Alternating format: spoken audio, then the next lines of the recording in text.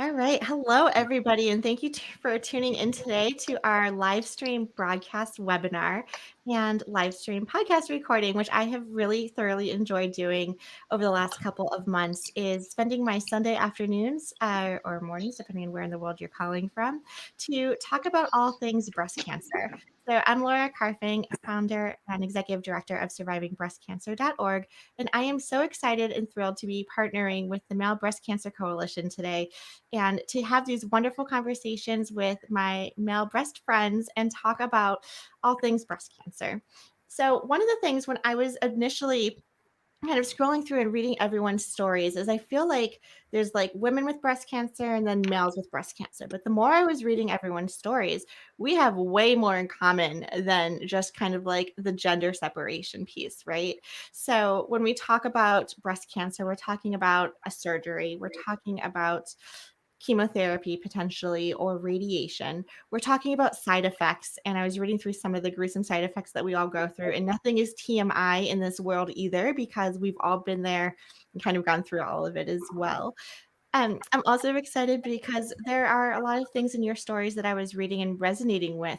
Um, I think one of you mentioned the ebbs and flows of what it's like to be on hormonal therapies and tamoxifen and the mood swings and hot flashes and craziness that comes with tamoxifen or some of the aromatase inhibitors like anastrozole or letrozole, et cetera. So been there, done that as well. So, I think on the surface, it's kind of like, okay, it's kind of different. It doesn't affect all populations. It could be something when you are diagnosed with breast cancer that you do kind of have this idea of how do I tell my friends? How do I tell my family? Okay, cancer is hard enough, but to be a male with breast cancer, how do you confront that with loved ones and coworkers, et cetera? And what I loved about all of your stories is that you really came out with your voices to raise awareness. And I think some of you mentioned even in your stories that you were the unicorn. It wasn't just this fantasy idea that men can get breast cancer too, but that you actually were someone there with it, and we need to advocate for it.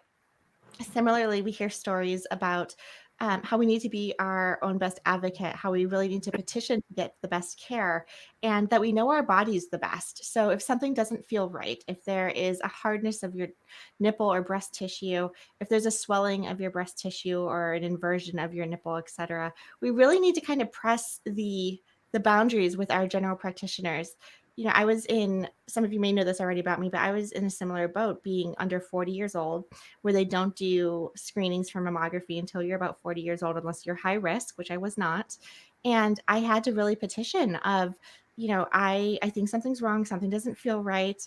Um, and my doctor just saying, we'll just wait and see or we'll watch it. To me, that just like gives me goosebumps of like, who wants to wait and see if they have cancer, right?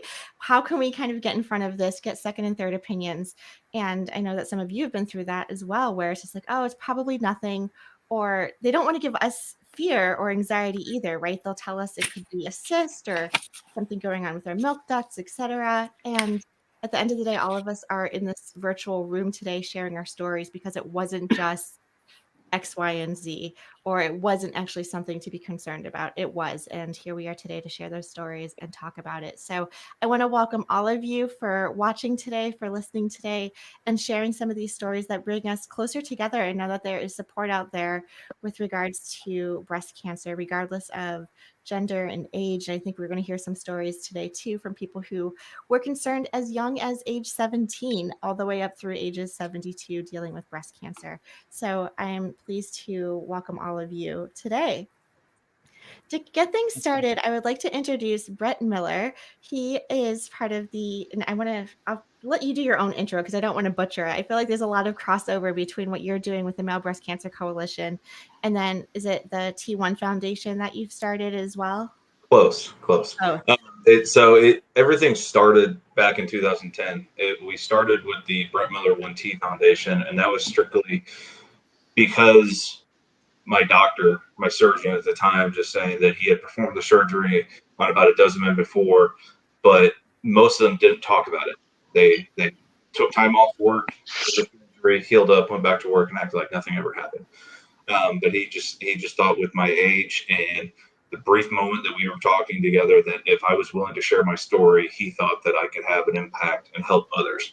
and hear that from a complete stranger or somebody that's seen this many times before kind of resonated with me. And it just got the ball rolling.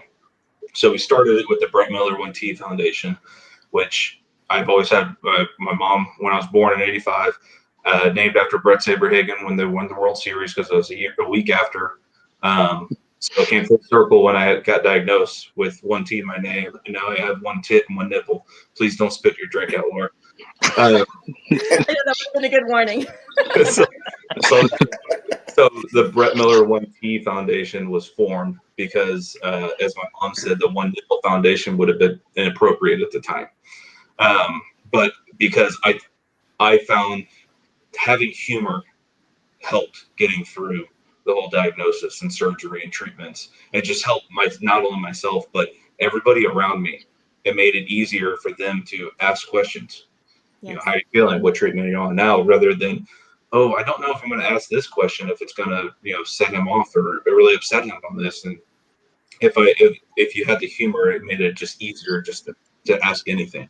And I'll be an open book. I'll answer almost anything. So the humor, that's where that started. And in 2014, we had met with Sherry Ambrose out in New Jersey. She had a friend dealing with a similar thing for like we did.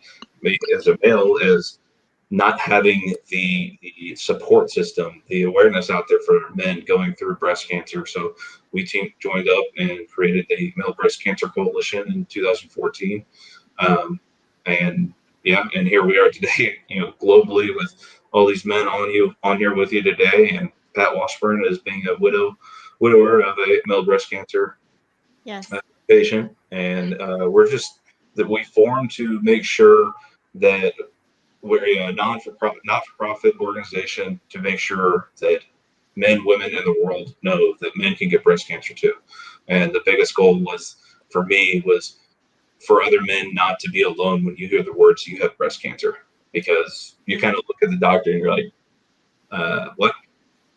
Mm-hmm. So exactly. And you were sharing in part of your story as well. I think it was back in the era when Ashton Kutcher was doing his like prank and kind of calling people, and you get this phone call from your doctor saying that you have cancer, and you're like, wait, like, are you kidding me? Like, how? I was leaving. I had it was a quick surgery. No, not once did any of the doctor or the doctors at the imaging centers mention or say anything about breast cancer. Now, the female doctor that was at the women's clinic that I had to go to, not knowing that's where I was going to, did the sonogram. And, as she's doing the sonogram, she's doing like a triple take on me in the monitor. And she goes, you know what? It's just right down the hall. Let's go do a mammogram right now. It'll save time. You don't have to waste time, get off work and come back in and, another day. And they'll just, cover all bases and stuff. Like, more I think about it, she knew, but she wasn't my doctor, so she couldn't say anything. So then the surgeon that took the lump out, he didn't say anything. And you see all these movies or TV shows, and you see them. You get this call like, "Hey, your results are in. You should come in, and we should discuss this." No, the doctor calls me, and he just goes, "Yeah, so I just want to let you know that the preliminary pathology reports are in. It is breast cancer. I haven't fully read the reports, but I'll call you back in 3 or 5 days." And that was And he hung up. And, he was like, "Do you have any questions?" And I was just kind of Where do you begin? I mean, yeah. yeah, for sure. So the whole, bedside manner, hey, we should probably discuss this. You're 24 years old, you're a male, and I'm diagnosing you with breast cancer right now. But no, that was it. Yeah. And so I love that. And I appreciate you sharing that perspective of, yes, being male, yes, being young, yes, going through all of this, talking about cancer. And really, we talk about like informed consent, especially when you're going into surgery as well. And like, do we know why we're here? Do we know what we're getting? Do we know the severity of what all these tests are going to be? I too was in a situation where I was getting a bone scan, like a full body bone scan at the initial beginning of my diagnosis. They send you for all these tests. I know you guys understand like the whirlwind of tests and everything that they send you to. And I had no idea that that bone scan was actually designed to try and see if the cancer had metastasized, right? You're just kind of following orders and showing up in rooms and showing them your wristband saying, yes, I'm here. But I think it didn't really dawn on me, and it could be some of the anxiety. It could be just the disbelief that we're going through and the shock value of everything. But I appreciate you sharing that, and we need to continue to ask questions, especially with our medical professionals. Of you know, And you need to have somebody there with you. yes, That's gonna, that's not going through it, but or has maybe gone through it, that understands it, knows it, or somebody that starts taking notes. Like, my parents, I signed all HIPAA forms for them to be, brought up to speed with everything. The doctor refused to call them and let them know the diagnosis, even after I signed everything. And so, needless to say, Mama Bear, Peggy Miller, once she found out about it, I mean, we were not, it wasn't 3 or 5 days later. We were in meeting that doctor the next day. And his response was, "Oh, he's 24 years old. He's an adult. He can deal with it." no, Not a lot of people, it's very hard to hear the diagnosis you have cancer in general, but being a male, being told you have breast cancer when it's not a normal thing for men in general, yeah, it's very hard. absolutely. Adam, I want to call on you actually to share a little bit about your breast cancer story, because I believe you also have something similar where you weren't necessarily diagnosed correctly the first time, but really had to advocate to, get the full screening and everything. Is that correct? Yeah, for the most part, I mean, it was about 2 years, probably start to finish, from when I first started having symptoms that I would consider part of getting cancer. The first thing that really happened that was extraordinary, I guess, was I lost my voice for no reason at all. Just woke up with laryngitis.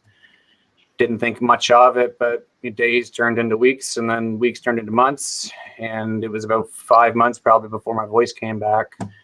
And during that time, I also had like a mass starting to develop on my chest and under my nipple. But I guess I was like focused on, what the heck is wrong with my voice. That was the concern. But it was ultimately that I showed up at my last doctor's appointment about my voice, and that was like it came back 3 days before. And I was there, and I thought, you know what, why not bring this up? I'm already here. And I mentioned that I had like this mass on my chest, and he gave me the rundown, didn't think much of it. I went in for an ultrasound, and ultrasound came back negative, and they, said it was gynecomastia, not much to worry about, and kind of move on with your life. And, it'll go away in a couple of years. It's something I remember being said. And, about a year later or so, I kind of got concerned because it hadn't gone away. It gotten kind of worse. But I guess like at the same time, again, like I didn't have any symptoms of cancer other than just an irritated, mass on my chest. So, to prioritize it with myself, I didn't think much of it. I didn't think I had cancer, certainly at that point. But anyway, so about a year after initially finding it, I went back in. I was kind of concerned because I was doing some hiking and some traveling coming up. So we thought that we'd, cross that off the list. And I went to see my family doctor again. They referred me to the breast clinic, and I got really lucky, I think. The day I went to do my breast clinic was the day that the head of surgery just didn't happen to have as many surgeries. So she was the one doing the physical and then the exam. So I kind of credit her for kind of being the first one really to spot it out. She looked at the charts and she gave me a physical, and she said it doesn't add up to me. So she immediately scheduled a ultrasound, a mammogram, but then most importantly was the biopsy, because the biopsy is the way, that's how they confirm it. So, ultrasounds are not that effective from what I found out after. So we went through this, and, got a call 2 or 3 weeks later to talk to the surgeon again. Said, the surgery was great, come in. Oh, sorry, it didn't really happen that way. Anyway, went in, and she just dropped the bomb that the biopsy came back and you have breast cancer. And then, but to her credit, the next thing that she said though was like, but don't worry about it. It's low grade. We'll take care of it. You'll be fine. You'll have to take some time off work, but don't worry about it. It's probably stage 1A, 1B, like very low grade. then I went through the surgery, came back to be, it's stage 2B, middle of the road. So, I had it for probably a year. I like to think probably 2 years, to be honest, before it was, dealt with. But, they did catch it in time. So, I think my story is a lot different than a lot of men too, or a lot of cancer patients in general. I don't, stage 2B might seem like a big deal, but I'm very fortunate that it was caught in time. And after taking 2 years to get to where it was, there was a very good probability that I wouldn't have caught it in time. So I'm very, very lucky in that sense. And I try to do what I can, I guess, for those who aren't as lucky. Absolutely. No, thank you for sharing that. And, it is a godsend too to know that, the longer we wait, I know some of our aggressive breast cancers can really travel and they have a mind and agenda of their own. So, for your stage 2B, was the B piece because it spread to your lymph nodes or because of the centimeter and the size of your tumor? It was stage 2, grade 2. So I could be Oh, using the wrong terminology. I might be calling it something that it's not, but it was, okay. stage 2, and then it was, grade 2, I guess, which means it was kind of middle of the road for how aggressive it was, and middle of the road for how big it was. Yeah. For myself, they found cancer cells outside of my lymph nodes, but not inside my lymph nodes. So it was a little bit of a gray area. Mhm. But there were some tests that came back, and it was just warranted that you'd be better off with chemo than without chemo. So, and then my doctor again, she's like, you know what, you're 31 years old, don't be a baby, get it done with. You'll be fine. Don't worry about it. It's gonna suck, but you'll be all right. And I was never told that I was ever gonna be at risk of dying, I guess, at any point during this journey. So. Yeah. That's why I consider my situation to be kind of completely different than other people, because Well, I all don't of know us what the are, challenges I are think that they we might fall have. under the breast cancer umbrella, but all of our stories are unique. The decisions that we make are personal to us. If you do chemo, if you refuse chemo, if you do a lumpectomy or a mastectomy, all of this, really plays down into that granular level of what do we feel best for in our gut and what makes the most sense for us. I'm also hearing, from the two stories that we just heard, this kind of bombshell drop of you have cancer. And and it's almost like ripping the Band-Aid off. I would almost want to hear it immediately than kind of dancing around like, you know, it's you get the phone call and you're like, "Well, we wanna have you come in for an appointment." You're like, "Well, can't you just tell me over the phone? Why do I have to come in? It can't be good if you want me to come in." Or stories of, I've heard stories from people too who bring their kids with them because they can't find the babysitters.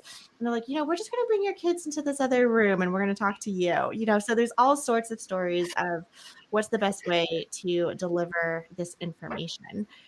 What are your opinions? Do you prefer the kind of rip the Band-Aid off, tell me, drop the bomb on me, let me know? Brett, even going back to what you were just saying too, it's yeah, you just dropped all this information on me, but then you hung up, so I didn't have an opportunity to even know what questions to ask, which I think is a big part of it. Yeah, Uh, I think it's one. I mean, making sure that you're not driving, not doing anything that could possibly endanger you from hearing the shell shock of you have cancer. I had just gotten into my car, so I wasn't going anywhere. I hadn't driven anywhere yet, but it's just one of those things like, hey, I've got some news. It's not the best. It's just something along that, and then telling you rather than just saying, hey, it's straight up breast cancer. And exactly, because then you're left to go to like Dr. Google, and we know how that story goes. so, Mhm.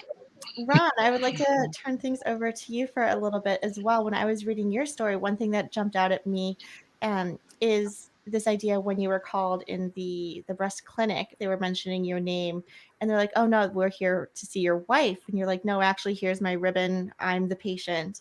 Let's go in and have a conversation about this." Can you talk to me a little bit about your breast cancer story, and then even feel free to get into some of the like what was going through your mind at the time? And I think this is an opportunity for us to really break down some of those gender barriers of a diagnosis is diagnosis, regardless. I think I was looking in the chats too, and Sherry was mentioning it's like gender neutral. So could you tell me a little bit about what you and your wife were experiencing going in together to kind of find out this news? Well, sure. I really never paid attention to male breast cancer before this.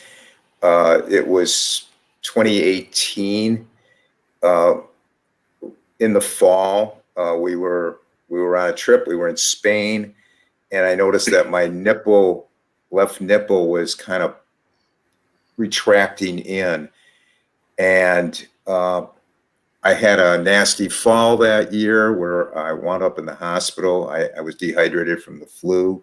I thought I hit my chest area with a car door, so I kind of sloughed it off, and it got progressively, somewhat worse. And it was right around Christmas time that I had my wife look at it, and the first thing out of her mouth was, "Oh, we're going in for a mammogram." So we went to the doctor. My GP was out of town, and we had to go to like a doc in the box place. And I knew the doctor real well. He was very highly qualified. And I took my shirt off, and I said, he said, "What are you here for?" And I said, "I want you to look at my chest." And he looked at it and he said, "I don't think it's anything, but if you want, I'll give you an order for a mammogram." Well, he gave me an order for a mammogram, but it wasn't really, he wanted to send me to a place that really didn't have a radiologist. So my wife said, "No, let's go down to the big breast cancer center in town.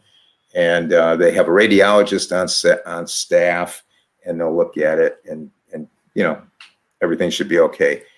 So I went down there, and they put the white armband on me. They sent me up the elevator, and like I said in the story, I was the only man there. The forms were, when was your last period?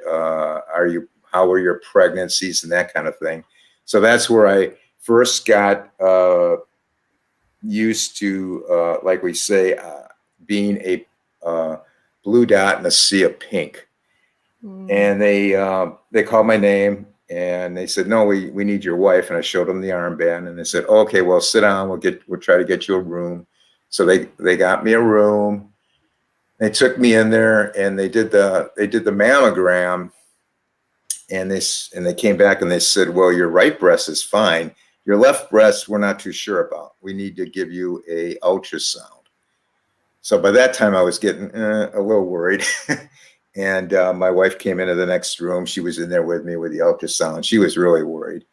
So they did the ultrasound, and they said, "Oh, the radiologist be right back with the findings."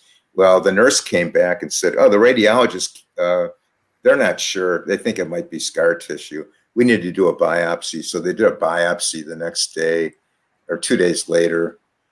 And then I was really getting concerned.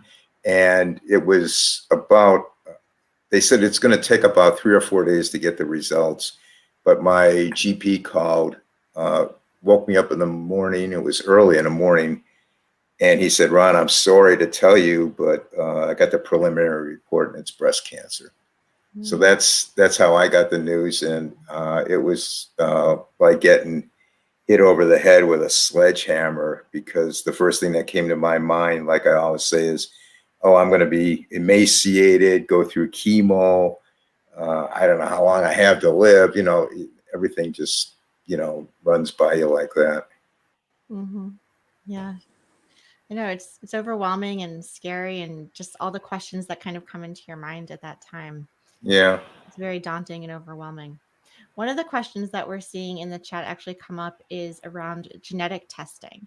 Have any of you, maybe a show of hands, then I can call on someone. Have any of you gone through genetic testing? Okay, there's a couple of people. Yeah, so Aubrey, actually, and if you want to share a little bit about your story, I know your breast cancer characteristic was also HER2 positive, which I want to chat a little bit about too, but you also had genetic testing done? Yeah, I had genetic testing done. Probably it was in between after getting diagnosed, and I believe it was 2 weeks before my surgery. They just wanted to find out because I don't have any history. No one in my family has breast cancer, so it's kind of like you mentioned earlier, that unicorn of the group. Mm-hmm. But yeah, when I was diagnosed at 33. My wife found it when I was laying down, and she said, "What is this lump on your chest?" And I was like, "I have no idea." And right by my left nipple, there is a hard little spot that I've never felt before. So after that, schedule it with my primary doctor, and he didn't think anything of it. He said, "Hey, you're losing weight. It's probably just fatty tissue. I wouldn't worry anything about it." So I just, lived my life from there, and I completely forgot about it. I joined a boot camp and, continued to go on through my day. And they call me, similar to how Ron just said, as far as going to the clinic and getting a mammogram, and them with my name being Aubrey, it's kind of a unisex name, so they may be expecting a female more than likely. So they called and they were like, "Well, we're not sure what to do with you, so we just want you to sit out here in the hallway." All the women had their robes on, and they were led into a room, and they just kind of put me in the hallway until they found a spot after getting the mammogram, which was very interesting, and getting poked and prodded and moved a certain way. After that, they found something, but they weren't sure what it was. Wanted me to do an ultrasound, and then after that, did the biopsy. And just like Bret and everybody else just said, they called me. I was actually at work when they called me, and he said, you have cancer and it's stage 2. So we want you to come in, meet your oncologist, the surgeon, and start the process. And that's when I got the genetic testing done.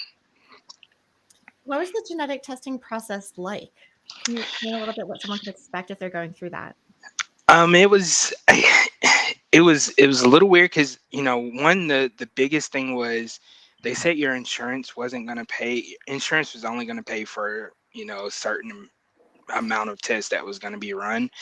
And they asked me about my history and all of that. And once the results came back, as far as the genetic testing and testing itself, it wasn't bad at all. But nothing came back as far as me having any genes or anything like that. So it raised the additional questions as far as like, where did this come from? Yeah, absolutely. And, I hear too that there's only about 10 to 15% of breast cancers are related to genetic testing. And that leaves the other, 85 to 90% to other factors. I'm a little biased. I think it's environmental. I was a strict vegan, athletic, healthy, haven't had red meat or any meat really in 15, almost 20 years. And somehow I got breast cancer. It was not in my family.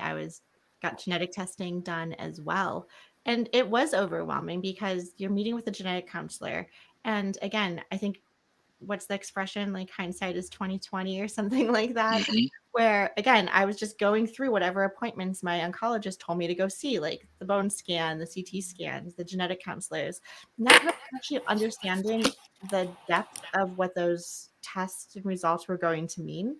And especially, I'm going to linger a little bit on the genetic piece, because that is something too where, yes, we want to know as individuals, but then at the same time, the results will actually impact our family members as well, and our aunts and uncles and children. Like, are they ready to hear that? Do they want to know that information, right? And there's an ethical responsibility to share and be part of that. So I do want to acknowledge that piece too. Yeah, Ron.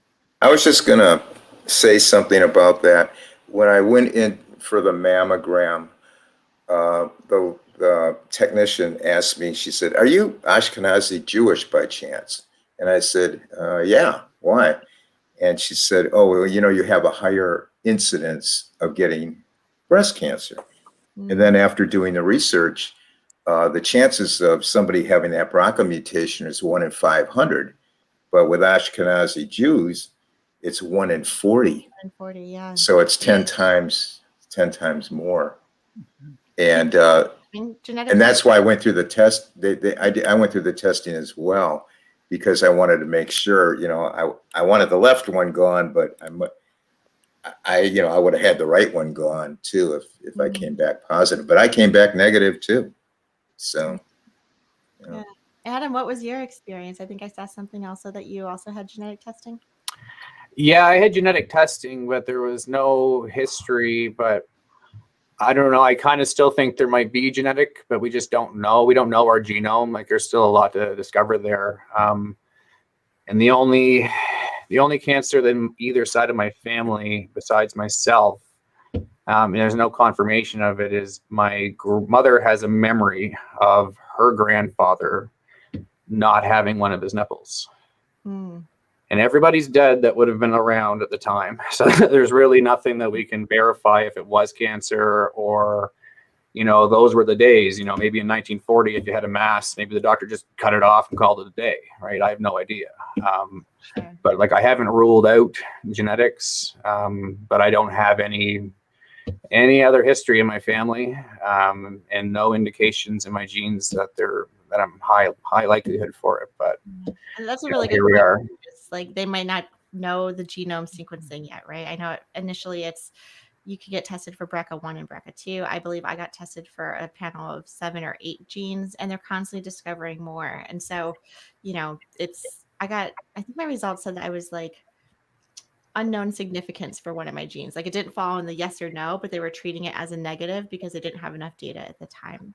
I So- know here in Canada, they don't even test for the same things that they do in the US. And that's on top of just in the last 4 years, what other new tests are there. So, Mhm, it is what it is, I guess. for sure. Michael, how are you doing? Thanks for joining us today. Hi, thank you. One of the things we advocate for is making genetic testing for men diagnosed with breast cancer standard of care. Everybody's hand has to go up when they're a man diagnosed with breast cancer, because that should be one of the first things that are done. My genetic testing was done back in 2010, and the only thing that came back in my report was negative for BRCA1 and BRCA2. I have an older sister who died of metastatic breast cancer, and actually I'm in the process now of going through genetic testing again, because as you know, there's so many new cell lines that could be tested, and I'm just looking to see possibly where it came from or what my future holds for me. But that should be standard of care for any man diagnosed. Absolutely. And you're enlightening me here too. Is it not standard of care for men?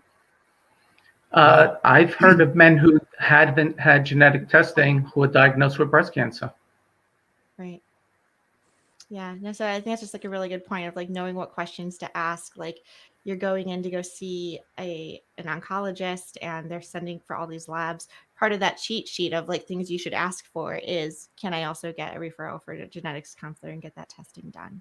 Right. Absolutely. And like Ron, I'm Ashkenazi Jewish also. So I was actually expecting to see a positive hit, being that my sister passed from it and I got diagnosed with it. But when it came back negative, I just moved on. But, being in the world of breast cancer, there are so many new cell lines and things that they can study. So you said when you had yours done, they were only like 7 or 8 panels they tested. And I'm sure the numbers are much larger now. Yeah, I absolutely agree. Share a little bit more about your story, though. I want to congratulate you on 10 years of no evidence of disease, which I think is a huge milestone, especially Yeah. also has been on tamoxifen. So I'm on some hormonal therapies as well for 10 years, and I'm not quite at that marker to celebrate just yet. But I love meeting people, and I say like rub off on me so I can have some of those good vibes this way.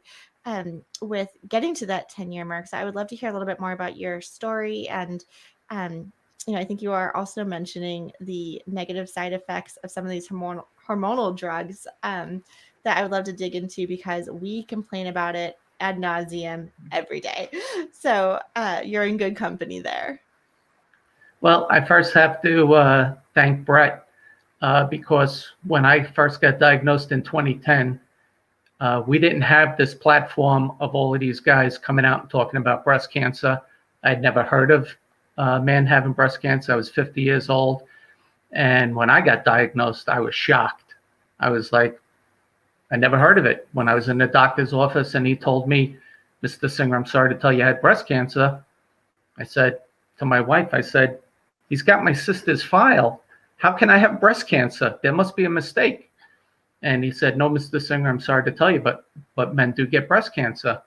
Well, I left his office with only one thought, and that was that I was going to die, because my sister didn't survive a whole year with, she was diagnosed stage 4 de novo. And that was my only familiarity with breast cancer, other than seeing walks and runs with pink ribbons and pom-poms and everybody celebrating. So that was an eye-opener. And I was embarrassed. I told my wife, don't tell anybody I have breast cancer. I don't want anybody to notice. I thought I was a freak. I'd never heard of it. No one to compare myself. And lo and behold, I heard a teaser for a TV show called The Katie Couric Show here in New York. And who was going to be on it but this young man, Bret Miller, this very cool Hollywood actor called Richard Roundtree. For those of you who don't know him, he was a star of Shaft. And Dr. Clifford Huddis from Memorial Sloan Kettering in New York. And here they were on national TV talking about male breast cancer. And I'm like, oh my God, they're talking about me. I'm not alone. And I started to freak out. And I said, why am I so embarrassed? And I reached out to the Male Breast Cancer Coalition. And ever since that day, I've been advocating to raise awareness about male breast cancer. So I have to thank Bret for that. And if Bret can introduce me to Richard Roundtree, I'd really appreciate that. But I go and I talk about it everywhere. But my follow-up to that was being embarrassed and silent for the first couple of years. And since then, coming out to talk about it. I was fortunate that I had a mastectomy and I had clear margins. The cancer wasn't in my lymph nodes. I was diagnosed ER positive, stage 2B, ductal carcinoma. And I didn't have to have radiation or chemo, but they had to put me on tamoxifen. So initially in 2010, they said, we want you to take this pill for 5 years. And again, we are treated the same way women are treated with breast cancer. So I got the magic 20 milligram tamoxifen pill once a day, like everybody else gets, no matter their stage, their weight, their sex. And the side effects were brutal for me, from the hot flashes to the leg cramps to emotional ups and downs to anxiety, to loss of libido, to strange rashes just breaking out, night sweats, you name it. Everything that's on the label from a tamoxifen bottle, I suffered through. And at 5 years, I'm like, yeah, I'm getting off this. And they said, well, now the studies say 10 years is a recommended prescription to reduce coming back. And I made 8 years on tamoxifen, believe it or not. And then I finally had to come off of it. And yes, I'm happy to say I'm 10 years, no evidence of disease. I still go to the oncologist on a regular basis and participate with all of the guys here in raising awareness as best we can. Because as Bret always said, we don't want any man to feel alone when he receives this diagnosis, because it's shocking enough to hear cancer, but when you hear you're in that 1% of the breast population, because there's a 1 in 833 chance that a man in his lifetime will get diagnosed with breast cancer. But if you're that 1 in 833, it sucks.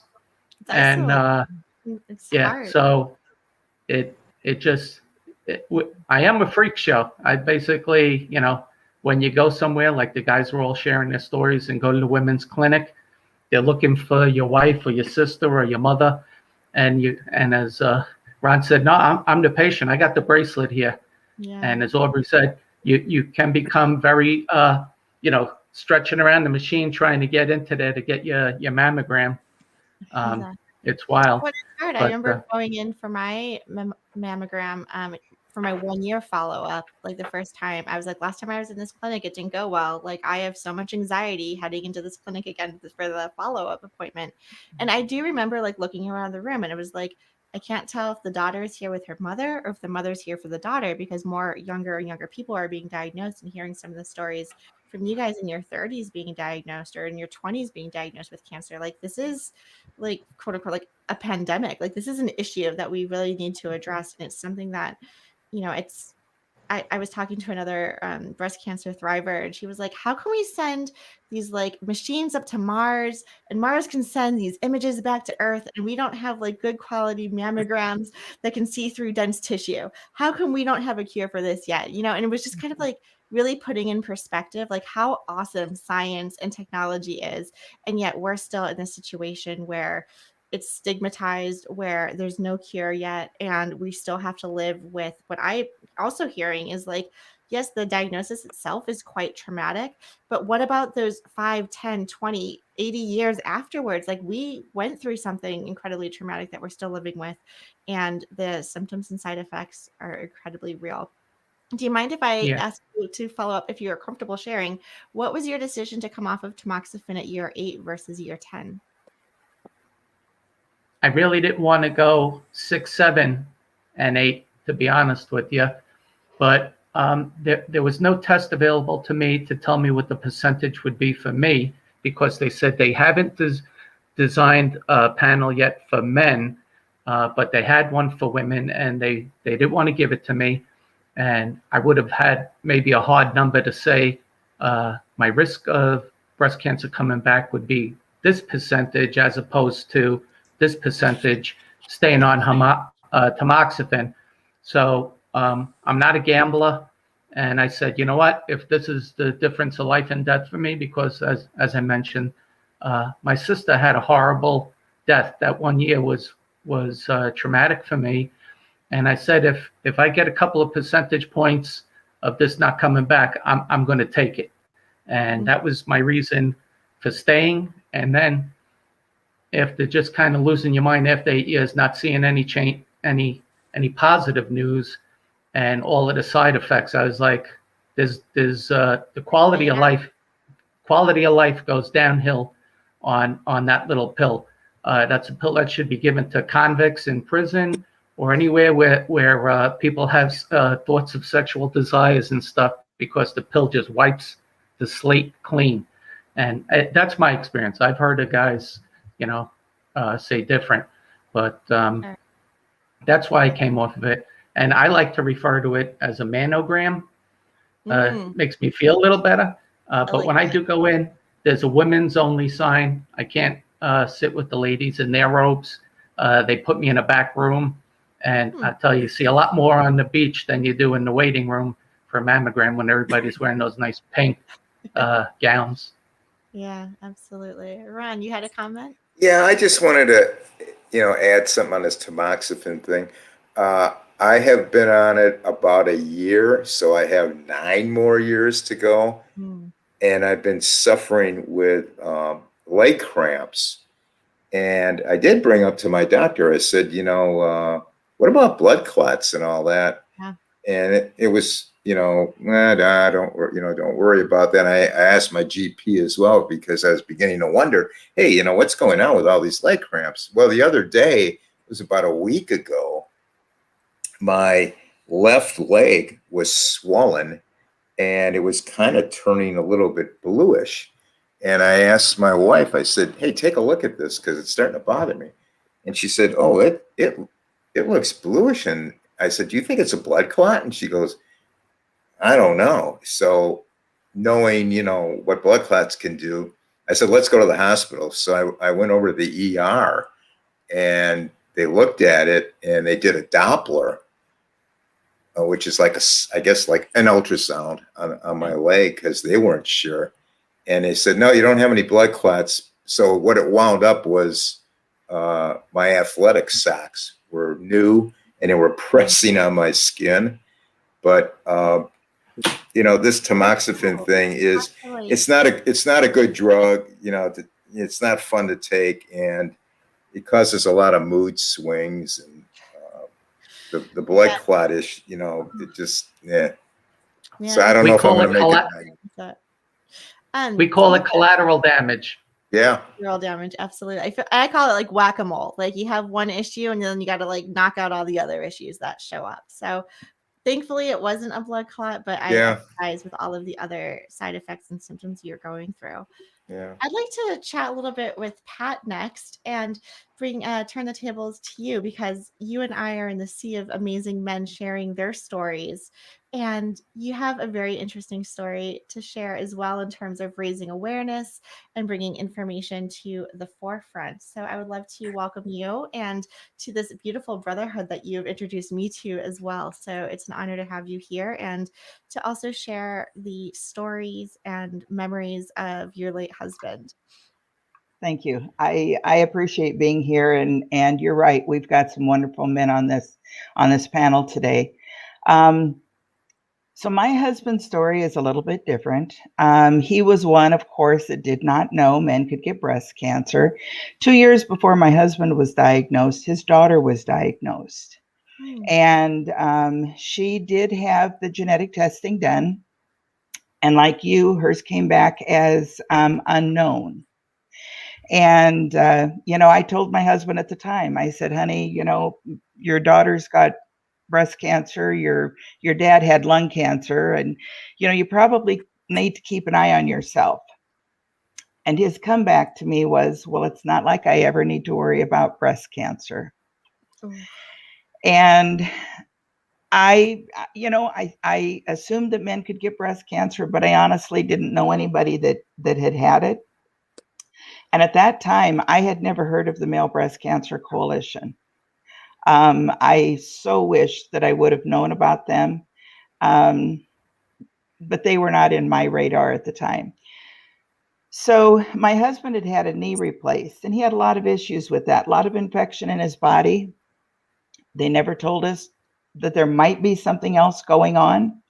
That would have been in January of 16, and in December of 16, he went into a different doctor, and just for his diabetic test, he was a diabetic, and we got a phone call the very next morning, said that his alkaline phosphatase was elevated. I had no idea what that meant, and so when I asked the doctor, he said, well, might be something with the gallbladder. We just need to keep an eye on this. He says, can he come in tomorrow for an ultrasound? So we went in the very next day. Now, for about the past 3 months, maybe 4 months, he had had severe pain in his arm and his shoulder. He was an avid golfer. We assumed he had pulled a muscle while he was out golfing. And so he went into the doctor. I told him, I says, make sure you mention your arm hurting. And went into the doctor. So he had this alkaline phosphatase that was elevated. And as he was in there getting the ultrasound done, his arm hurt him so bad, he could not hold it above him as he was laying on his side. So she asked me to come along in and hold his arm up in the air.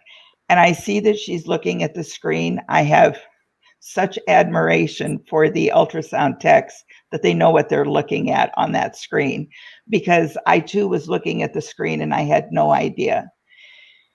I could see that she was measuring something, and I assumed she was measuring something with the liver or with the gallbladder.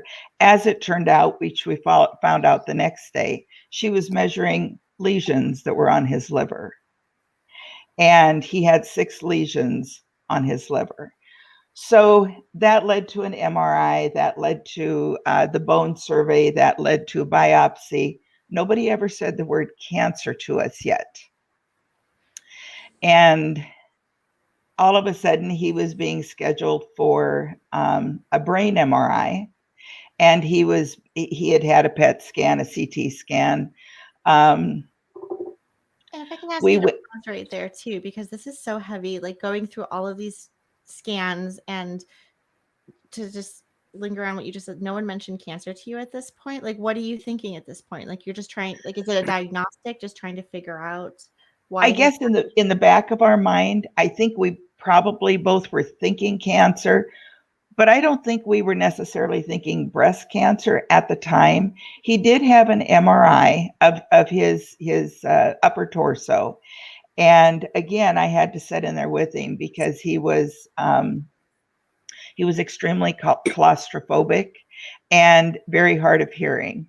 And so I was sitting in there with him and telling him to do what the people in the other room were asking him to do. And on one of the tests, they did discover that he had a mass in the breast. All of a sudden, we were being sent in to have a port put in, but we still had not heard cancer. When he had the brain scan, because he was claustrophobic, he asked to be put out. That was fine. They put him out. And when they brought him back into the room, the nurse said, "You can go down and get your car." It was a very small hospital. Went down to get the car. And before I even got to the car, the oncologist was calling. They had found 8 tumors in his brain. And we didn't know we had no idea there was anything going on there. As it turned out, he was diagnosed stage 4 metastatic breast cancer. It had already metastasized from his breast into his liver because of the lesions. It was in his lymph nodes. It was in his lungs. It was in his bones, which is why he had the pain in his arm and his shoulder. And then he also had the 8 tumors up in his brain. So he was not an option. He was not given the option of having any kind of surgery. That was not going to happen. He did try chemotherapy. She was hoping to give him 5 quality years. And she told us the very first thing she said was, "There is no cure, but this is manageable. We can work with this." Well, she was hoping to give him 5 quality years. Instead, he had 5 months, none of which were quality. We did what we could during that time, but he went downhill pretty quickly. And like I said earlier, I really wish that I would have known about the Male Breast Cancer Coalition at the time. I think it would have done him good to know that there were other people. And I know it would have done me good to have somebody to talk to. Oh, absolutely. Because it's not just the patient going through it, it's us, it's we. I try and use Absolutely. the terms like we're all going through this together. It's not Yes. just the person, and we're grieving, and we're trying to be strong for the people that are going through the actual treatment, but who's there for us Yes. as caregivers to be supportive when we need someone to lean on to. And one of the guys said before, don't go into the meeting with the oncologist alone. And for whatever reason, we had thought that through. And so we took some of his kids with us each time we went in. Very beneficial. Somebody was taking notes. Somebody was recording the conversation. Because when we first went into that very first meeting with the oncologist, she asked me if I had ever noticed a difference in his personality. I said, "I don't think so. We're trying to get used to living together again." Because with our jobs, we actually had lived in different states for 9 years. So we literally were trying to get used to living together again. But then when we found out that he had tumors on his brain, I'm sure that was why I was seeing a little bit of, he was a little more curt with me, a little shorter with his temperament. And I'm sure that's what it was. So I'm very thankful that we had people in there with us. This is something you don't want to go through alone. Absolutely. As a caregiver or as a patient. And that's why I'm such an advocate for the Male Breast Cancer Coalition. There are so many good comments from people that have already been through this, and there's no reason to try to go through it yourself. Yeah. Well, thank you for sharing. And one of the things that we do actually every other Sunday on this channel for survivingbreastcancer.org is we talk a lot about grieving and loss because of the statistics around metastatic breast cancer and how we're losing 116 to 119, I don't know the exact stats at the moment, per day to this disease, and how hard that could be. So when we say, Marlon's name out loud, we're remembering him. We're giving you an opportunity to share his characteristics, his story, to be an Yes. advocate. So for people listening to you, and I'll put it also in like the chat when we share all of this, you wrote an amazing story for us on our blog, and I'm sure it's also on the Breast Cancer Coalition website as well, and what you did to your car. Can you just give our listeners a little bit of I'd love insight to. into what this amazing car is that you created with all of these tags and emblems? I would love to. So Marlon had actually bought this car that we're talking about before he got sick. And when he got sick, he said, I wish I had the personalized license plates. Nebraska, which not all states have it, but Nebraska does have personalized breast cancer plates. So he was in education for 41 years. He had decided he wanted his breast cancer plate to say men, TOO, men too. But when I went to order them, we could only put 5 digits on the license plate. And so we have men with a space and the number 2. So it says men too. Then after he passed, and he was thrilled with that. After he passed away, I talked to some of the family about what could I do? Should I take his golf cart, have it painted pink, drive it through parades? How can I get the word out that men can get breast cancer? I finally decided on taking his car. It was a white car. And I went to a local company here in Omaha, and I wanted to have pink and blue ribbons. Keep in mind, I did not know about the male breast cancer yet, and the Male Breast Cancer Coalition. And I had drawn out pink and blue ribbons, and on the side of it, on both sides of the car in pink, it says, breast cancer does not discriminate. And underneath of that in blue, it says men too. And I have real big pink and blue ribbons on each quarter panel. And on the side of the ribbon that wraps around to the back of my car, on the blue ribbon, it says men. And on the pink ribbon, it says women. So I took my design in and I told the wrap company that this is what I wanted. They suggested I put a picture of my husband on the hood. I had not thought about that. That was probably the best thing I ever did with that car, because the picture that we chose was one that was taken at Christmas time when he was being diagnosed. He's wearing a Christmas tie. It's downstairs in our basement. And I'm able, when I talk to people about it and they don't know that men can get breast cancer, I am able to say, this picture was taken at Christmas, and 5 months later, he took his last breath. You have to be aware. It does not have to be a death sentence. You need to be aware that you can get breast cancer. And if anybody in your family history has had breast cancer, you are more at risk. Now, speaking of the genetic testing that we were talking about before, we did the genetic testing on my husband. It was quite late in his life, and his came back as negative. So even though he and his daughter both had breast cancer, his did come back as negative. There's just something So, you don't have answers for. so I now travel the United States with my car. And any chance I get, I've met several of these men personally.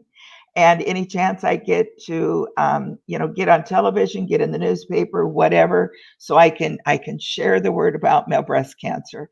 I don't want anybody else to have to go through what we went through.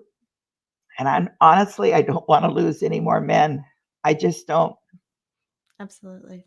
And, I think there's so much education we could do, not just absolutely around male breast cancer. I was talking to someone else who had no idea that your breast could be dense either. Like, there's just so much education that we need to let people know about. And I really appreciate you sharing your story. And you are welcome anytime on this coast and over in Boston to make your road trip from Nebraska. We would love to see That's you awesome. and all of the pit stops along the way. That's awesome. Thank you. Well, one last thing I just want to throw out there, because the guys were kind of talking about it earlier. When we got into the oncologist office, my husband did have a lump under his nipple, and it was very pronounced to me, but I had never noticed it before. I asked him if he had ever noticed it, and he said, I don't know. He said, if I did, I would have thought it was just another lipoma, which he had lipomas. And as I'm sure you know, that's a non-cancerous fatty mass under the skin. A lot of people have them. You know, it's so funny you mentioned that because I had a lump as well. And they teach you to do the self breast exams. And I was doing it around like during my period, during my cycle, after my, like all the time. And I remember my boyfriend asking me also, like, what's this? I'm like, oh, that's just always there. So, yes, you could feel for something and it could be your normal because you're just so used to something. So, Yes. you know, I empathize with that too, where it's like, yes, there's signs and symptoms and we can scream from the hilltops. I'm Yeah. looking at Adam and you're hiking, still screaming from the mountaintops Right. and saying that this is something that's really important. But if it's our normal, we don't know. And that's a part of that education piece. Yes, it is. Yes. Absolutely. Okay, I'd like to bring you on and talk a little bit to you about your story and everything that you're going through. Were you diagnosed with metastatic breast cancer, or was that something that was a recurrence for you? No, I was diagnosed pretty much 2 years ago to this month. And first of all, I went in there thinking that I really had a torn muscle or something that happened on my chest. And so they looked at that and they thought maybe it's not that. And so they So did you were feeling pain, you thought it was like a muscle or something? yeah, because I was an avid fitness person, and I was a coach for my son, and I was always out there every day to do cross fitness. So my whole thing was, all about fitness, and my diet was similar to what yours would be, is very a healthy diet. And so I could never imagine that this would have happened. But going into the doctor, they said, "Well, let's check this out." He did the X-ray. He looked at that and said, "Well, let's look at ultrasound." Then he decided, "Okay, let's look at a mammogram." So the mammogram showed it there, and it showed one underneath my armpit. And so they decided that that's the time that they had to do a biopsy of that. And so at that point, they thought, okay, it's not anything more than a stage 3, maybe, because it was just large in that area. But then they thought, when they did the CT scan, they saw some on my lung walls. And so they're very tiny ones. They're about, 0.5 millimeters. And there's kind of like 9 of them scattered around. And so what happened is they said, oh, let's do a biopsy of that. So I went in for a lung biopsy, and they found out What that was the that process like? Can you tell us? I think like a lot of us on the call too have also had like the breast biopsy or the lymph node biopsy. What is the lung biopsy like? So what they do is, which actually I'm getting another one tomorrow morning. So the process is you go in and you lay on your back, and the surgeon comes in and does a pin needle kind of poke into your back to get to your lungs, and takes a biopsy of that spot where the cancer is. The concern is usually when they clip a piece off, there's what would be leakage of the lung. And so what they do is they plug it with your own blood, and eventually just coagulates and clogs it up, and then it heals by itself. But sometimes it may not do that, and the concern is that you'll have some leakage in your lungs, which is a concern. So it'll keep you in the hospital for it may be overnight. But I was okay the first time I did that. I only stayed there probably about 4 hours. So it's not too bad. It's just you have to really stay still. And when they say hold your breath, you hold your breath, and you don't do anything, because if they poke it too far, then you're screwed. So the whole process didn't feel that bad. It was like, kind of like, They give okay, you like some numbing? Like was there yeah, anesthesia or right. anything? Okay. They did a little bit of numbing on the back, but other than that, I was still wide awake because they needed me awake to be able to control my breathing. So Right. that was a good thing. So I'm gonna face that again tomorrow morning. They're gonna take 2 biopsies tomorrow morning, and the reason for tomorrow's biopsy is because since I've been through 7 different chemo drugs already, and so right now it has not shrunk it any, it hasn't spread any, so that's a good thing. It's kind of stable in this point. But they want to find something that will eventually try to kill off some more overall. And I kind of advocated to that because of the fact that I've been reading about it and saying, well, you know, the mask they sent in for was for my chest. That could be a different makeup than the one that is actually in my lungs. And so my oncologist went to another oncologist who was at UCSF and said, let's look at the lung biopsy and see if we can get better answers as to better solutions of what drugs would be more effective in this process.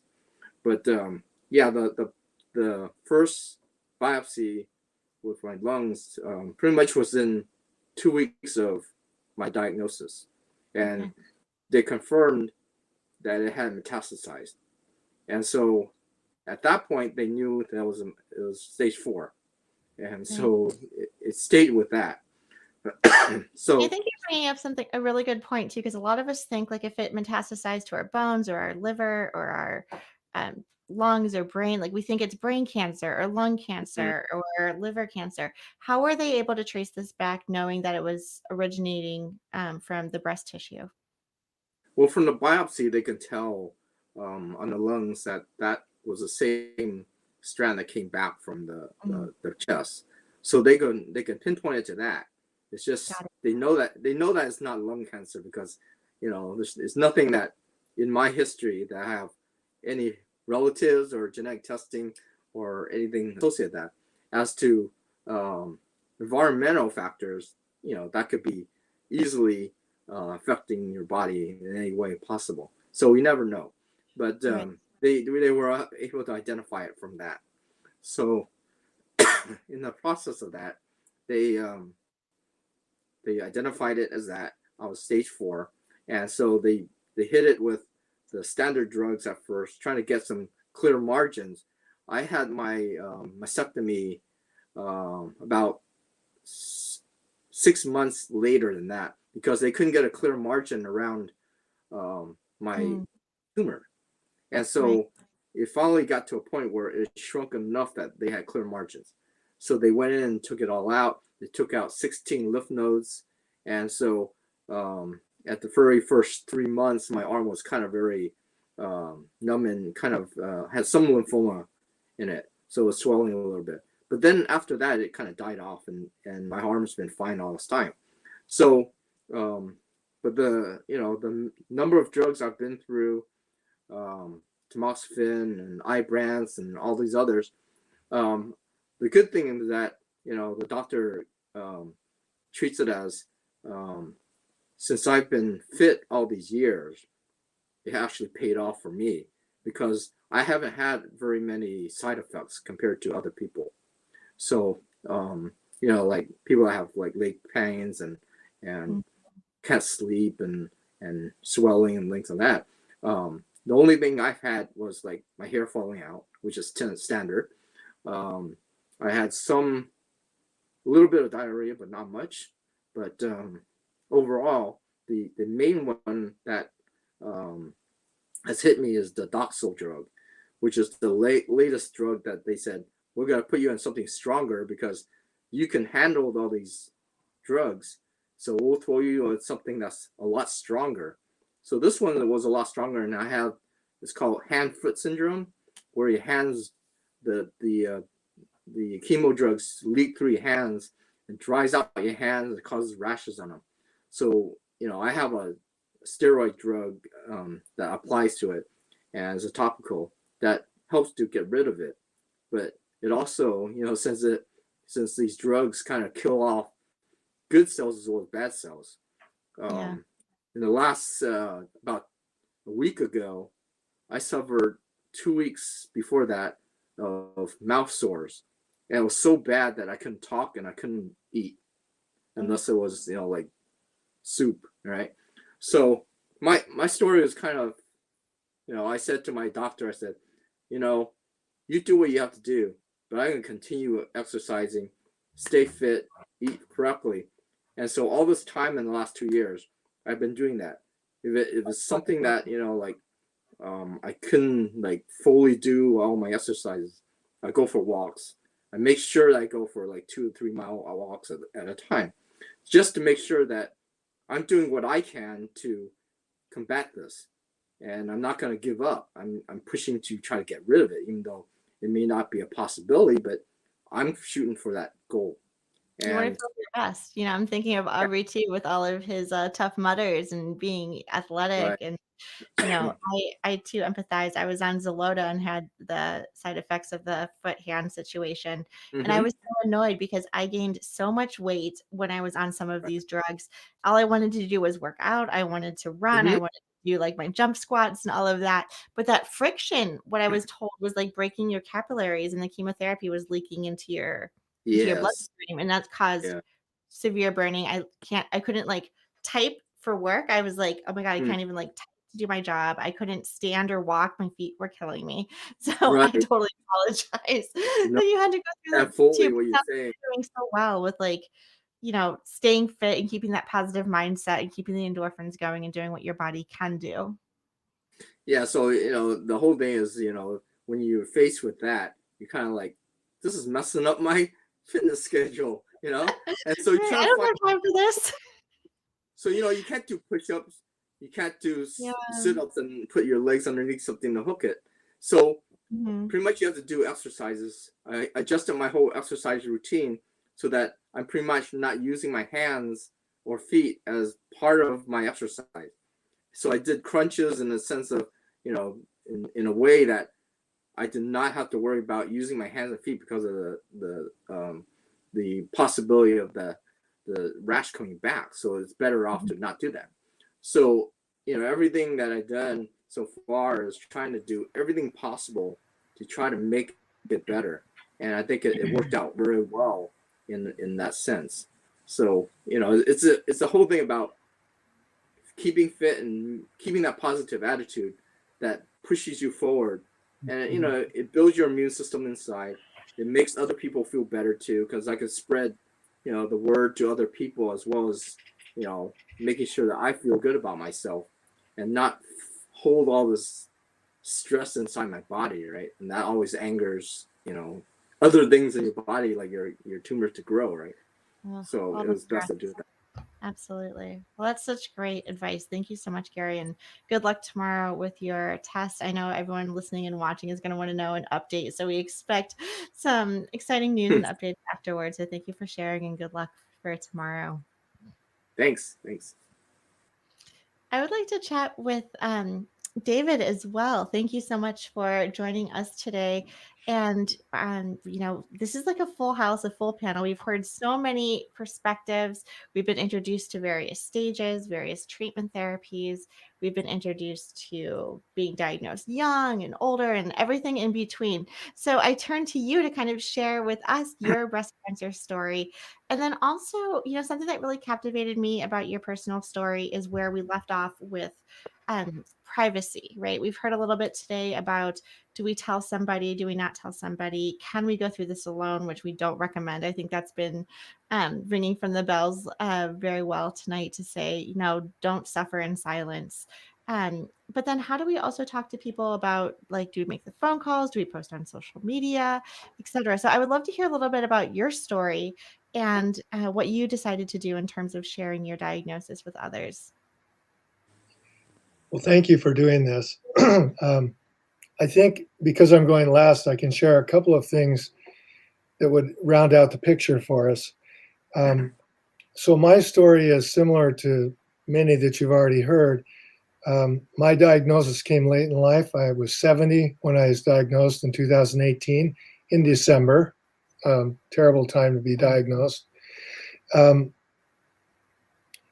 at the time, I've been a superintendent of schools around the country, actually, but most recently here in Port Townsend, Washington. And it's a small district, but it's very artistic and kind of, they call it the Athens of the Olympic Peninsula. It's got a lot of interesting retired people here. It's a really eclectic community. And I'd been the superintendent of schools here. I had retired in 2016, and so in 2018, when I was diagnosed, I had a moment of clarity when I was navigating all of this, and I thought, wow, I didn't know this could happen. why me? And then I quickly traversed to why not me? I think I can be of service here in some unique way. And I decided to turn what was a really private, horrific episode for me go public. And we have a very well-respected local newspaper. And I called a reporter up and I said, how would you like to do a story on a retired superintendent who's been diagnosed with breast cancer? And he said, I'll be there whenever. And showed up with his camera, and my wife and I kind of plotted this course together. And I said, I'm going to go very public. I don't know where this will play or how it will play. It's an unknown to me, but I think if I save one person from this disease, it'll have been worth it to go public. So we did a long story, a lot of newspaper inches. What I didn't expect was the next Wednesday when the paper was published, I'm walking into the QFC, the local grocery store, and I see on the magazine rack a picture of me in full color with my shirt off, with my scars showing. And I thought, oh my God, he used that picture and they put it on the front page. So when I was going through the QFC check line with my groceries, gal looked at me and she goes, you're the guy on the front page. So I thought, well, the point has been made. And sure enough, within that very week, I got a call from a retired geology professor who lived in our community but was kind of keeping to himself. And he said, could we have a cup of coffee? And I said, sure. So we got together, had a cup of coffee, and I said, so what's troubling you? And he said, well, I've got this lump in my chest. I know it's nothing. I'm not worried about it. My wife's not worried about it. But what do you think? And I said, get in there and advocate for yourself and don't play with this. I said, don't play with this. And sure enough, he went in and got diagnosed with breast cancer, and a stage 0 diagnosis. So in a lot of ways, I felt like, okay, well, I've paid forward all I need to pay. But what happened subsequently to that was all sorts of communities got a hold of me. The local breast cancer community, which they're 99.9% women. I'm the 0.01 in that group. Banded about, and we got together and we started comparing notes. And so we tried to have a local influence on our local healthcare providers to get the word out and get men more acclimatized to the idea that they need to be careful and pay attention. So that was one good thing. The other point I was going to bring up about my story was I was somebody that needed to have multiple opinions, and I wanted to make this really stand out to people how important it is. When I was first sent to get a mammogram by my primary physician, who had to be talked into following up with my concerns, they misdiagnosed me. They said, well, you've got a problem on your left side, the rest of you looks good. And I said, I don't feel like that's accurate. And so I said, is there somebody else I can see? And to their resounding credit, they referred me to the Seattle Cancer Care Alliance. And that made all the difference in the world, because when I went to the Seattle Cancer Care Alliance, again, walking through the women's clinic door, being the only man in the clinic, I met with a team of doctors who looked at the test results from the other healthcare service, and they said, we want to do some more tests and exploration. And they did right there. They dropped everything. They got a biopsy on my right side. Turns out I had cancer on both sides. And we scheduled within a month double mastectomy, really quick response. The team of doctors included a geneticist, an oncologist, a social worker. I mean, they really had a team. And my wife and I were very impressed with the fact that they were well briefed, that they had good questions, and that they they approach this from a holistic perspective, that this is a family disease. It involves lots of different facets, and we've got to take care of all of them. And the reason I bring that up is I think many people take the recommendation of a primary physician and maybe a specialist, and then they stop there and they don't say what else could be going on here, or what questions do I have and how do I follow up. And they kind of on faith stop at a certain point. My view is, irregardless of the fact that it may be more expensive or more cumbersome or more time consuming, your life is worth it. And it's worth it to follow up on your own suspicions and questions. I wouldn't be in the kind of shape I'm in today, which is a much better place than I was a couple of years ago, if I hadn't have sought multiple opinions about my condition and been very public about that need.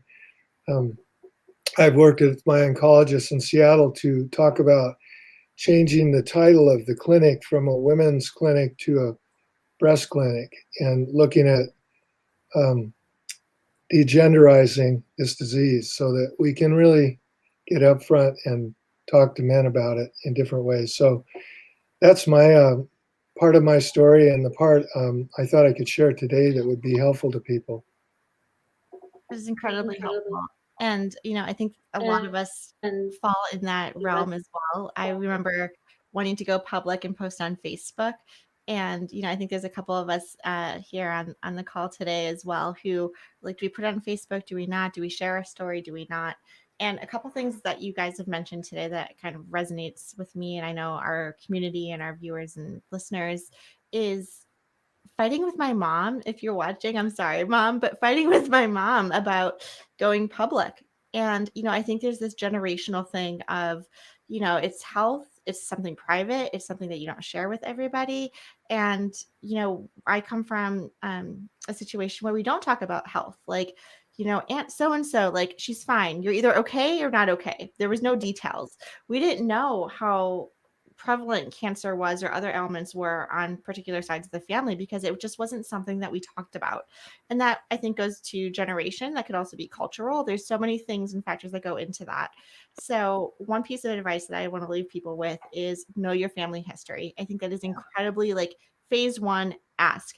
And don't just ask your parents, ask your aunts and uncles and your cousins, because I also noticed that everyone's idea and what they remember of family history also varies depending on who you're talking to. So phase one is to, like, ask and see if you can start to put together that tree of what your family history looks like. And then two, yes, when I put my story on Facebook and social media, I was overwhelmed with the outpour of support that I received. And to me, that was so important. I didn't realize how important that was going to be. But I remember reading the text, and, similar to your point, David, in the story that you're telling with going to the media is, okay, I'm going to press send right now, or yes, here's the interview, and its cat is out of the bag. And, something that also resonated with me about your story, David, was, and I'm sorry, I have to, like, quickly look over here at my notes, because you said something that was, like, really powerful, of, like, for better or for worse, right? Like, we can put our stories out there and it can kind of be a little detrimental. I know a lot of us too who are younger and we are just starting families. We are, on our career path, we're going up this food chain, etc. Do we want our employers to know about our cancer diagnosis? Do we want the public to know about our cancer diagnosis? These days, people are Googling everything and everything pops up. And I've become very outspoken about breast cancer, not only with my own organization of survivingbreastcancer.org, but me individually. And just like all of you today for sharing your stories, we are open books because we know it helps somebody.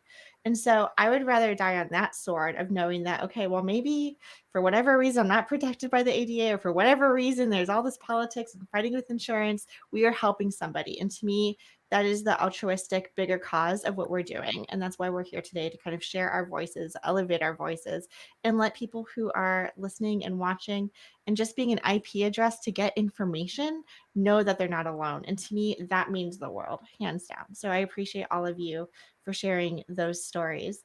As we conclude today, I am going to go around and ask everyone to provide a piece of advice that they would like people to take away with? We talked about a lot of topics today.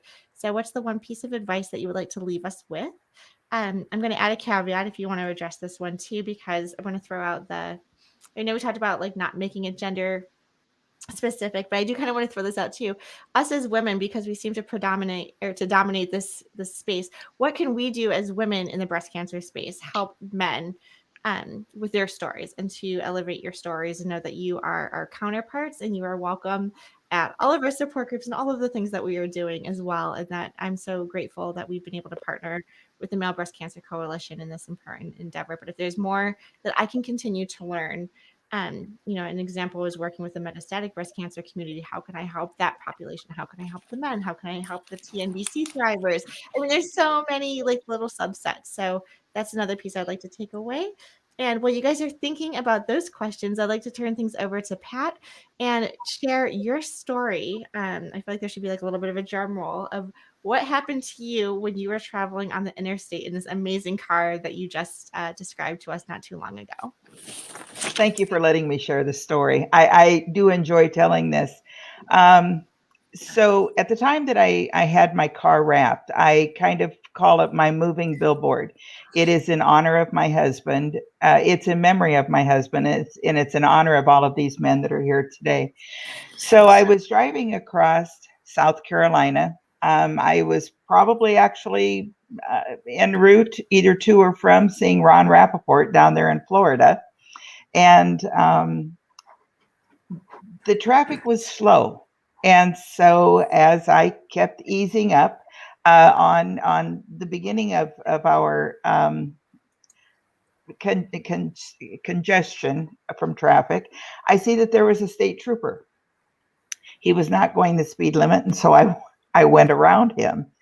And as I went around him, I had another lady that was traveling with me, and she questioned the fact that I went around him, and I said, he's not going the speed limit. I'm just fine. And so I kept going. Well, about 10 miles down the road, he had never gotten out of my rear view mirror. He was still back there. And my cell phone rang. And I didn't know if I should answer it or not, because I know in Georgia, you're not allowed to be on the cell phone if you're on the interstate or if you're driving. So I answered it on speaker, and I love that. Just for what was that? hands free. You answered on speaker. You're following all the rules. Yeah, well, I not actually, but I tried. Anyway, so it was a manager of the hotel we had just come from. So thinking that there was possibly something that he needed to talk to us about, I said, you know what? I have a state trooper following me. I'm on the interstate. I'm going to pull off. So I was in the passing lane. I came over to the right-hand lane so I could exit, and he exited behind me. And so I got to the stop sign, and I thought I had planned on just going across and sitting at the entrance ramp back onto the interstate and talking on the telephone. But I decided that didn't look right for whatever reason. And so I turned on my blinker. As I turned on my blinker, he chirped his siren at me. And so I went ahead and I pulled into the driveway of a field. There was a barbed wire fence in front of me. And so I pulled into this driveway, and he pulled in behind me. He got out of the car. He came up. He greeted both of us sitting in the front seat. And he bent down right beside me. And he said, I need to ask you something. Of course, my passenger thought I was speeding. He said, I need to ask you something. He said, what are the symptoms of male breast cancer? So I went through and I told him the symptoms that I tell every man that I talk to. You know, you watch for lumps and you watch to see if there's any abnormalities in the skin, and watch for an inverted nipple. And watch for any kind of drainage. Those are the four main ones. There are many others, but those are the four main ones. And I went through them with him. And he just had this look on his face. And I said, are you concerned about something? He says, yeah. He said, I've got something going on with the nipple. I said, I've got all kinds of brochures in the back. Will you let me get into my trunk? And he did. I gave him brochures. I gave him Male Breast Cancer Coalition information. I gave him cards. I gave him anything that I had. I did ask him to keep in touch with me, and I've not heard back from him. But the fact of the matter is, the man stopped me because he read the side of my car. Yeah. It may or may not have saved his life. I don't know. I will probably never know. Turns out I asked his age. He was 33 years old, very young, African-American man. And he read the side of the car, and he knew that he had an issue going on with the nipple, and here was an opportunity to ask some questions. So that was the story I just wanted to share. I did try to get in touch with him, for those that are wondering, because usually that's something that people ask. I did try to get in touch with him. I was told by the South Carolina State Troopers Association that I could send an email. But, it's the whole privacy thing, like the guys were talking about before. I'm not going to send an email and ask, hey, did you ever go in and see, your doctor about that abnormality that's going on with your breast or your nipple. So I don't know. I hope that he went in and got checked, and I hope everything was fine. Right. And it's amazing. And I want to encourage everyone to, I feel like sometimes we don't realize the power of our stories, the power of us just sharing, and how many people we touch that we don't even recognize, that we don't even realize. So I, again, appreciate all of you for sharing your stories today, for the people who are watching and listening, and, who will be downloading our podcast, Breast Cancer Conversations, to listen to this. And, this is, I think, honestly, phase one of many more conversations. I would love to invite all of you back, because I feel like now that we get to know you, today was like the intro. We got to hear your stories, and we kind of scratched the surface. So I'm also like Sherry, if you're listening and on the chat, I think there will definitely be a follow-up where we can dive a little bit deeper, and maybe have a part 2 where we can talk about symptoms, side effects, coping, sharing your information with loved ones, grief, loss, and then also fertility, I think, is another common question that comes up a lot when we're going through a diagnosis, and what happens if we have to go through chemo, and how do we go through fertility, and all of that. So there's a lot we did not talk about, but for the sake of time, I do want to just kind of share that this was a wonderful conversation, and maybe go around and see if you guys had time to think about that one piece of advice you'd like to leave everyone with. So Ron, if we can start with you. Sure. I would say know the signs and symptoms of breast cancer. Check your breasts monthly. Be your own best advocate. If you think there's something wrong and you go in and you don't get the answer you feel comfortable with, get a second or third opinion. And I would also let everybody know we have a wonderful website out there. It's malebreastcancercoalition.org, and we have a downloadable self breast exam card for both him and her. So there's a lot of information on that website, and I would tell everybody out there who needs the information, would like information, malebreastcancercoalition.org. Super. Thank you. Adam, what about you? Hi, got it.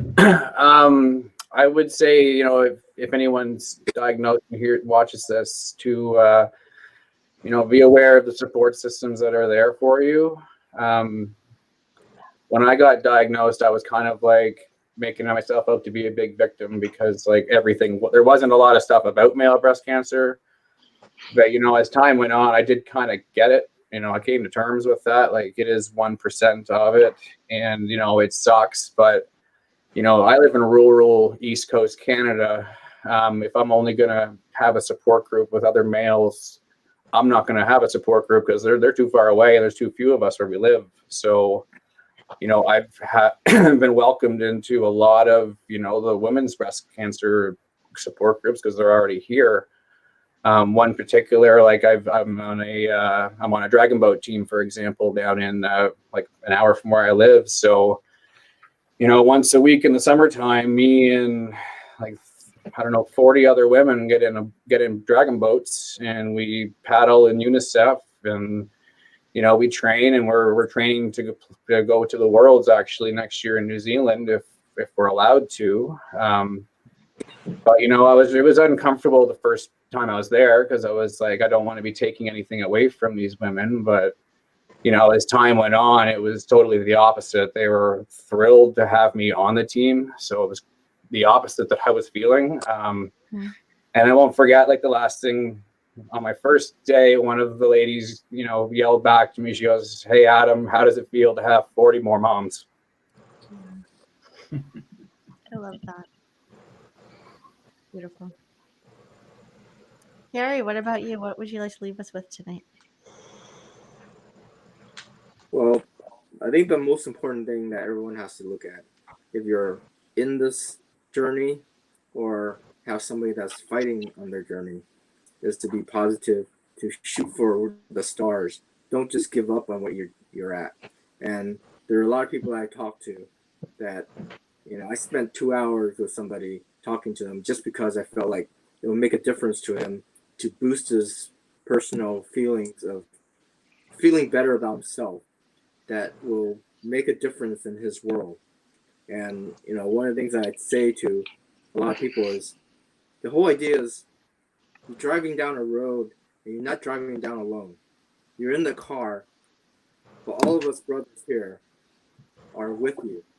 You're not ever alone. So you have somebody to continue the journey, continue that journey for a long period of time, and look for that that celebration at the end of the day.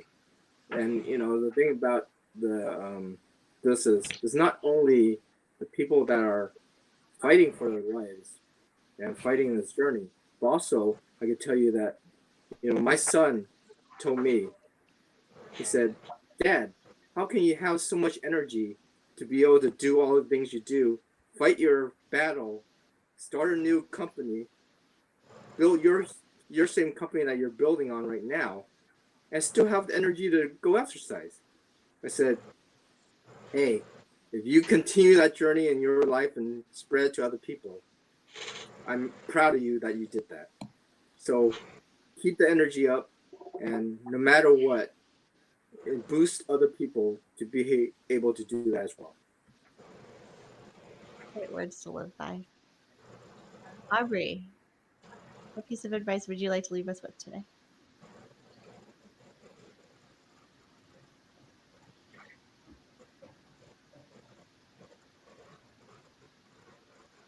Was that to me, Laura? I'm sorry. Oh, it was. That's okay. I Okay, sorry. I had a little I like everything on chemo brain anyway. So. everything went blank for a second. Everything went blank for a second, so on the screen. But yeah, I would say, kind of jumping on what Gary said, is just having a positive attitude. I know when I was first diagnosed and sitting in my car trying to figure out how I was gonna tell my parents and my wife, I remember the question coming up is, what are you gonna do, type of thing. And I've always been a positive person and said, I can take this experience and turn it into something good and hopefully save someone and share my story with them. So the biggest thing for me and for those that are listening, if you do have somebody that's going through it, is not to treat them any different. That's one of the things I told everybody around me is, if I'm having a smile on my face while I'm going through chemo, then, when you're around me, I want you to have a smile. I don't want any crying around me or, treating me any different. Treat me the same way as you would normally do. So that would be the biggest piece of advice is definitely have your good support system and create the environment that you want around you while you're going through this. And, just keeping a positive attitude and going from there. I love that. That's so important. And to feel empowered to say what you want and what serves you during all of this time. Absolutely. Absolutely. I remember someone telling me, they kept telling me to stay positive, as like if that was the best Hallmark greeting card. And for whatever reason, it made me cringe every single time, because I'm a positive person by nature, but I'm allowed to have my bad days. And so to hear this constant nagging of stay positive, stay positive. Like, what do you think I'm doing? Right, exactly. Absolutely. So trying to figure out what serves you and how the people around you can help best support you. I appreciate that. Michael, what about you? What would you like to leave us with today? I would advise everybody not to be embarrassed like what I was in the beginning. I couldn't say I had breast cancer. I called it chest cancer, which is totally wrong. It's breast cancer. As other people said, be your own best advocate.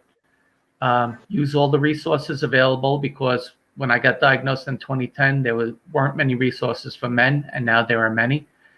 And share the information with your family, as you mentioned, holidays, Thanksgiving, Christmas, Kwanzaa, whatever, and the family gets together.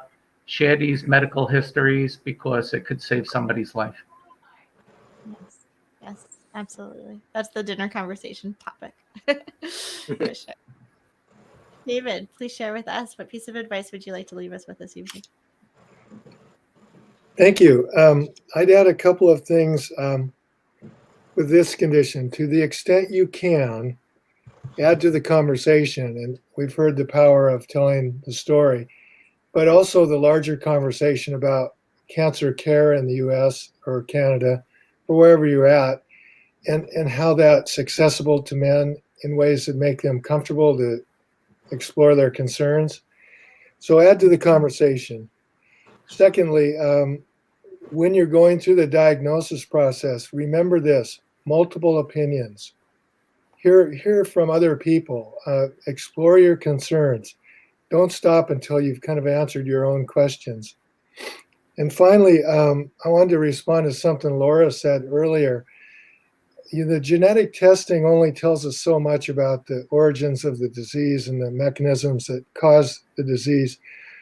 I would encourage all of us, to the extent we can, to look at the big picture, the whole picture, and how it connects to cancer in the world we live in. And I think not a lot of conversation's gone into kind of the environmental causes, but we need to talk about that. This is not a time to ignore the other externalities that go into this. And to the extent we can, know more about that and know about our histories in terms of that. And that might help answer some questions, or help us plan better for the future, or be more responsible citizens. So I'll end up with that. Thank you. I appreciate that. There's so much more we can do. Very multifaceted. So the way that we started the conversation with Bret, I think we will end and conclude with Bret as well, to get your advice. Again, I appreciate everything that you've done individually and collectively to bring awareness to male breast cancer. And what words of wisdom would you like to leave us with today? I'm pretty much speechless right now. Everybody's already taken all the good ones. I But saved the hardest for last. I know. My daughter was just walking in here. She just woke up from her nap. But I know that fertility was one of the questions and stuff. But ask the questions. That's not something that crossed my mind. But the nurse navigators were the ones that say, go bank sperm and have that, just on the back burner, just in case, because we don't know what this chemo and this treatment's going to do. So ask the questions.